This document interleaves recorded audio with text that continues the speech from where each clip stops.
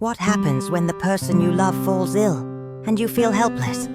How do simple acts of care become the greatest expressions of love? When winter's cold creeps into the highlands, can a bowl of porridge carry more warmth than any expensive gift? Join us to witness how Dee and little Maya turn worry into the sweetest medicine for Huyen's heart. The end of year had arrived in the Vietnamese highlands, bringing with it a biting cold that wrapped around the village like an unwelcome blanket. The mountains stood shrouded in morning mist, and the air carried a sharpness that made every breath visible. In their modest home, Huyen moved through her daily tasks, despite feeling an unusual heaviness in her limbs. For days, she had pushed through the exhaustion, telling herself it was just the weather change. She prepared breakfast for Maya, tended to the small garden, and helped Dee organize their supplies for the coming winter. But her body was sending signals she could no longer ignore. A dull ache spread through her muscles, and her forehead felt warm to her own touch. "Mama, you look tired," Maya said innocently, looking up from her morning rice with concerned eyes. The little girl had developed an instinct for reading her mother's moods, a sensitivity born from their difficult past. "I'm fine, sweetheart. Just a little tired," Huyen replied, forcing a smile that didn't quite reach her eyes. She didn't want to worry her daughter or Dee, who had already given them so much. Dee noticed immediately. He had been watching Huyen throughout the morning, seeing how she moved more slowly, how her usual gentle energy seemed depleted. When she stumbled slightly while carrying firewood, he rushed to her side. "Huyen, you need to rest," he said firmly but gently, taking the wood from her arms. "It's nothing, Dee. I just need to finish." Her words were cut short as a wave of dizziness washed over her. She steadied herself against the wooden wall, and that's when Dee felt her forehead. His hand recoiled slightly at the heat radiating from her skin. "You're burning up!" His voice carried a note of panic he couldn't suppress. "How long have you been feeling like this?" "Just since this morning. Maybe yesterday." Huyen's voice trailed off as another chill ran through her body despite the fever. She wrapped her arms around herself, suddenly feeling the cold penetrating to her bones. Maya watched the exchange with growing fear in her young eyes. "Is Mama sick?" she whispered, memories of difficult times flooding back, times when they had no one to help them, when sickness meant suffering alone in that broken shelter. Day knelt down to meet Maya's eyes, his own filled with determination. "Your Mama is going to be fine. I'm going to take care of her. I promise." He turned back to Huyen, his decision already made. "We're going to the hospital. Right now. Day, it's too far. And the cost." Huyen began to protest, but Day cut her off with a gentle but firm shake of his head. "Nothing is more important than your health. Nothing," he stated with absolute conviction. "Maya, get your jacket. We're taking Mama to see the doctor." Within minutes, Dee had helped Huyen into warmer clothes, wrapped a thick scarf around her neck, and prepared the motorcycle for the journey. His hands moved with practiced efficiency, but his mind raced with worry. What if it was something serious? What if he hadn't noticed soon enough? The woman he loved, the woman who had already suffered so much in her young life, was now vulnerable and in pain.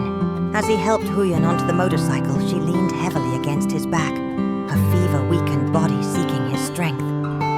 Maya squeezed between them, her small hands gripping tightly. As if her hold alone could keep her mother safe, the engine roared to life, and they began their journey down the mountain path. The cold wind bit at their faces, but Day felt only the heat from Huyen's fever, radiating against his back, and the weight of responsibility pressing on his heart.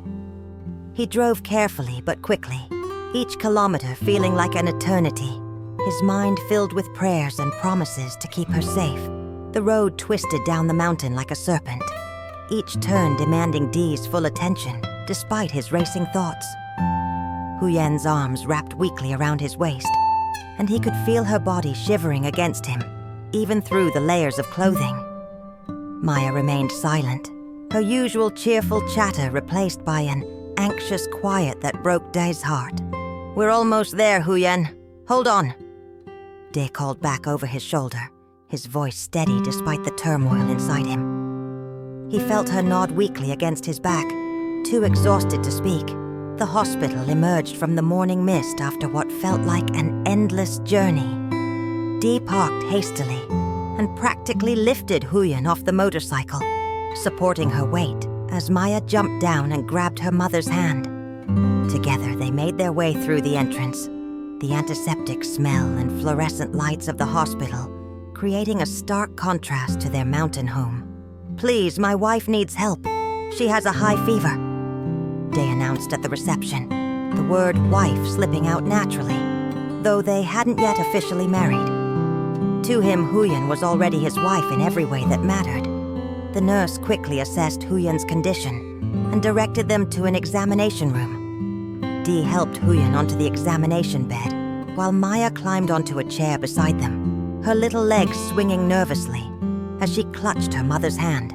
"It's okay, baby. Mama's going to be fine," Huyen whispered, summoning strength she didn't have to comfort her daughter, even as her own body trembled with fever chills. When the doctor entered, Dae stood immediately, his questions tumbling out. "Doctor, she's had a high fever since yesterday, maybe the day before. She's been working too hard and the weather has turned so cold. Is it serious? Does she need to stay in the hospital?" The doctor, a kind-faced woman in her 50s, smiled gently at Dae's obvious distress. "Let me examine her first, and we'll know more." She proceeded with a thorough examination, while Dae passed near the window, unable to stand still. His fingers drummed against his thigh, his eyes constantly returning to Huyen's pale face. Maya watched everything with wide eyes, occasionally glancing at Dae for reassurance.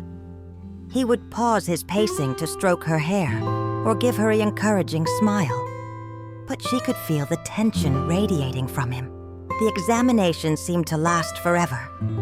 The doctor checked Huyen's temperature, listened to her lungs, examined her throat, and asked numerous questions about her symptoms. Dae answered many of them, having observed Huyen more carefully than she had observed herself. Finally, the doctor straightened up and turned to face them with a reassuring expression. "The good news is that it's not as serious as you feared. Your wife has a severe case of flu, complicated by exhaustion and the sudden weather change. Her immune system is weakened, which is why the fever is so high." Dae felt his knees nearly buckle with relief. "So she'll be okay? She just needs rest?" "Yes, exactly. Rest is crucial. I'm prescribing antibiotics to prevent any secondary infection, fever reducers, and vitamin supplements. She needs to stay warm, drink plenty of fluids, and absolutely must rest for at least a week. No strenuous work." The doctor looked directly at Huyen. "Your body is telling you to slow down. Listen to it." Dae nodded vigorously. "She will rest, doctor. I'll make sure of it. I'll take care of everything." His voice carried the weight of an unbreakable vow. The doctor smiled at his devotion. "She's lucky to have you. Many patients don't recover well because they don't have proper care at home. With rest, medication, and good nutrition, she should be completely recovered in a week or two." As the doctor wrote out the prescription, Dae felt the crushing weight on his chest finally lift. Maya tugged at his sleeve. "Mama is going to be okay?" she asked, her voice small and hopeful. Dae scooped her up into his arms. "Yes, little one. Mama is going to be just fine. We're going to take such good care of her that she'll be better than ever." Huyen watched them both, tears forming in her eyes. Not from pain, but from overwhelming gratitude. After years of facing everything alone, she now had a family who loved her, who worried for her, who would move mountains to ensure her well-being. The fever might have made her body weak, but her heart had never felt stronger. The journey back home was lighter than the one they had made that morning. Though Huyen still felt weak, the doctor's reassurance and the medication already beginning to work had lifted everyone's spirits. Dee drove more slowly now, careful not to jostle Huyen, while Maya chatted happily about how she would help take care of her mother. Once home, Dee settled Huyen into their bed, piling blankets around her and propping pillows behind her back. "Sleep now. Maya and I will take care of everything," he said softly, brushing a strand of hair from her forehead. "Thank you, Dee," Huyen whispered, her eyes already growing heavy. "For everything. For caring. For taking me to the hospital, for..." "Shh," he interrupted gently. "That's what family does. We take care of each other. Now rest."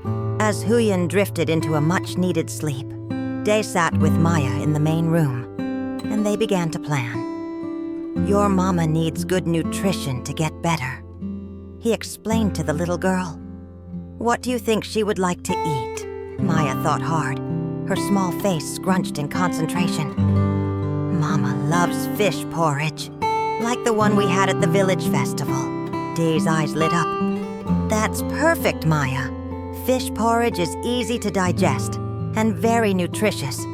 Should we catch the fish ourselves?" Maya jumped up excitedly. "Yes! Let's catch fish for Mama!"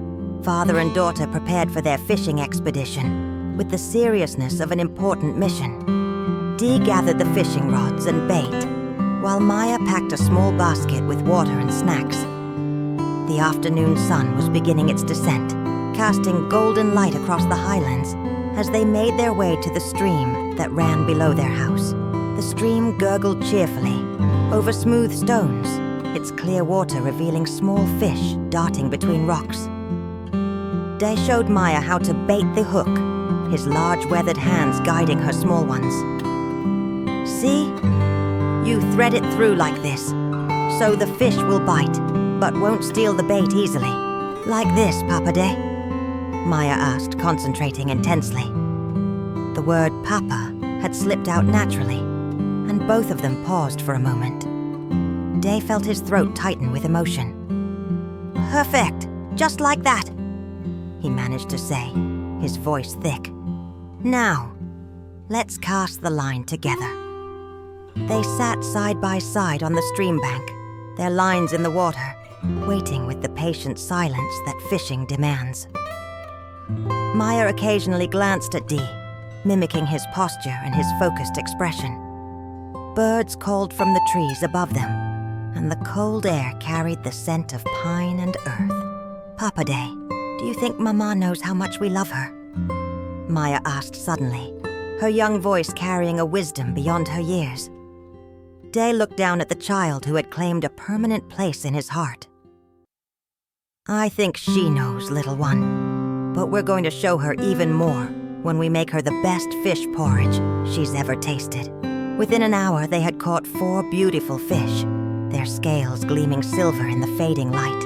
Maya was so proud she could barely contain her excitement as they walked home, carrying their catch like precious treasure.